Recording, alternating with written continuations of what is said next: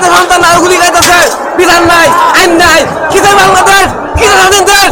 এই তো স্বাধীন করবো, আজকে স্বাধীন করবো ইনশাল্লাহ। আপনারা সবাই নামেন, আপনারা খতম করেন, আমরা কাছে লোক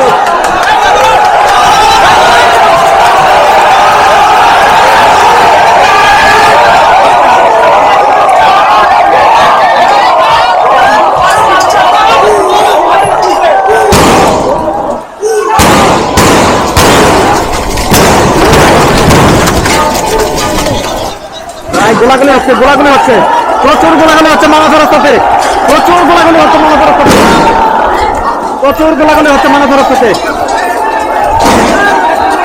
গাজীপুরে মানাসা রাস্তা গোলাগুলি হচ্ছে।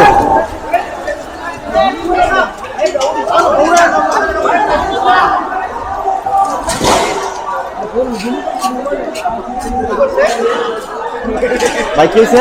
গুলি লাগছে, গুলি লাগছে,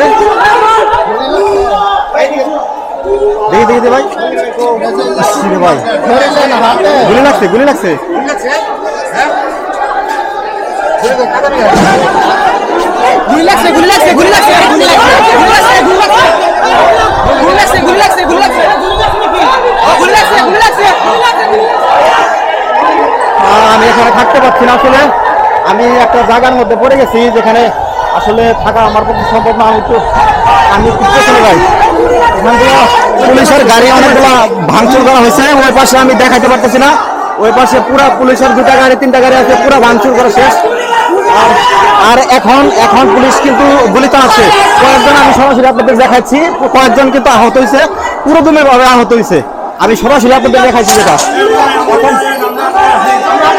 আপনারা কি ব্যবসায়ী নাকি?